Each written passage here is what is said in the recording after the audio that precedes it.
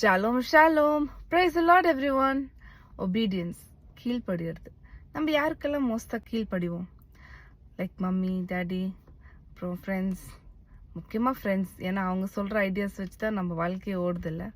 ஆனால் முக்கியமாக நம்ம வாழ்க்கையில் கீழ்ப்பட வேண்டிய ஒரு விஷயம் இருக்குது, வேதத்துக்கு கீழ்ப்படுகிறது. நிறைய காரியங்கள் அதில் கர்த்தர் நமக்கு இப்படி தான் போகணும், நீங்கள் இப்படி தான் இருக்கணும்னு சொல்லி நமக்கு நிறைய லாஸ் கொடுக்கப்பட்டிருக்கு. ஏன்னா நம்ம இந்த உலகத்துக்குள்ளைகள் கிடையாது, நம்ம இந்த உலகத்துக்கான காரியங்களை செய்கிறவங்க கிடையாது. நம்ம விசேஷத்தவர்கள். We are unique, you are special. அதனால வேதத்தில் நமக்கான ரூல்ஸ் அண்ட் ரெகுலேஷன்ஸ் இருக்குது. அது சில பேர் கீழ்ப்படியும் போது, நான் ஏன் இதுக்கெல்லாம் கீழ்ப்படியணும், என்னால் இப்படி இருக்க முடியாது, நான் இப்படி பண்ண மாட்டேன் அப்படின்னு நம்ம சொல்லலாம்.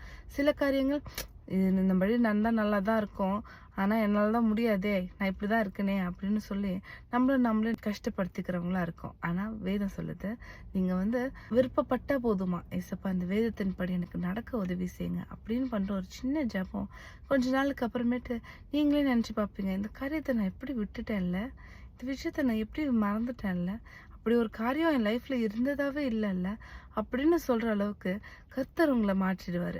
கீழ்ப்படியணும்னு நினைக்கிற அந்த ஒரு வாஞ்சியை மட்டும் இருதயத்தில் வைங்க, மிச்சத்தை கர்த்தர் பார்த்துக்கொள்வார். God bless you.